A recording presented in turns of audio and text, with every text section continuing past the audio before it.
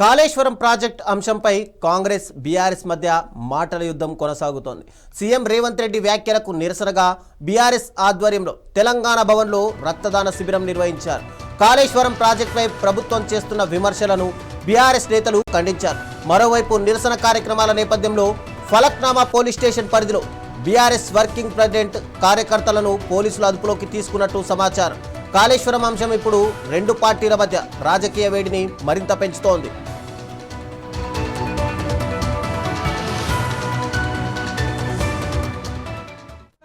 రైతులకు నీళ్లు ఇయ్యు, ఇదిగో రక్తం, రైతులకు నీళ్లు ఇయ్యు. ఇదిగో రక్తం. రేవంత్ రెడ్డి రైతులకు నీళ్లు ఇయ్యమంటే, రక్తం కావాలంటావా? రైతులకు నీళ్లు ఇయ్యమంటే రక్తం కావాలంటావా?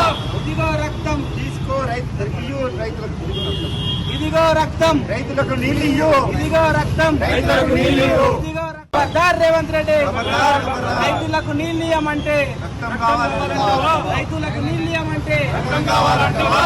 ఇదిగో రక్తం, తీసుకో, రైతులకు ఇయ్యు, రైతులకు ఇదిగో రక్తం, రైతులకు నీళ్లు ఇయ్యు, ఇదిగో రక్తం, రైతులకు నీళ్లు ఇయ్యు. ఇదిగో రక్తం. రేవంత్ రెడ్డి రైతులకు నీళ్లు ఇయ్యమంటే, రక్తం కావాలంటావా? రైతులకు నీళ్లు ఇయ్యమంటే రక్తం కావాలంటావా?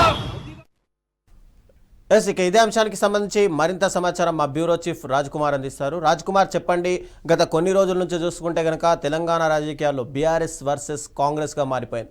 ఈరోజు తెలంగాణ భవన్లో కూడా రక్తదాన శిబిరాన్ని ఏర్పాటు చేయడం, అటు రేవంత్ రెడ్డికి ఇస్తాము అని ఆయన ఇంటి ముట్టడికి ప్రయత్నించడం చూస్తుంటే కనుక రాజకీయాల్లో ఏమైనా ఉద్రిక్తత చోటు చేసుకునే అవకాశాలు కనిపిస్తున్నాయి ఈరోజు? ఖచ్చితంగా కనబడుతుంది రవిచంద్ర.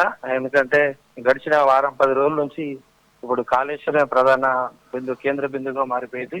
ఎందుకంటే ఒక దిక్కు వర్షాలు లేవు, రైతులు ఇప్పుడు పంటలు పండించడానికి ఖచ్చితంగా వర్షాలు అవసరం. ఒక నెల రోజులు ఇప్పటికే ఆలస్యమైన నేపథ్యంలో ఖచ్చితంగా కన్నెపల్లిలో ఉన్న పంపు ఆన్ చేయమని బీఆర్ఎస్ ఆరోపిస్తుంటే ఎన్డీఎస్ఏ రిపోర్ట్ ఇచ్చింది, అది సాధ్యం కాదు, మేము ప్రోటోకాల్ పాటించాలని ఇప్పటికే గవర్నమెంట్ చెప్తున్న పరిస్థితి.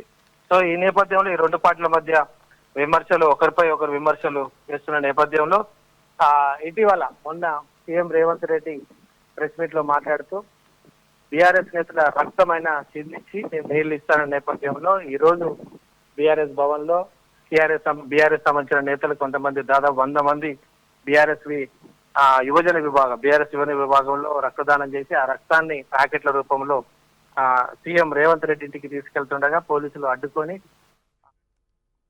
Thank you Raj Kumar.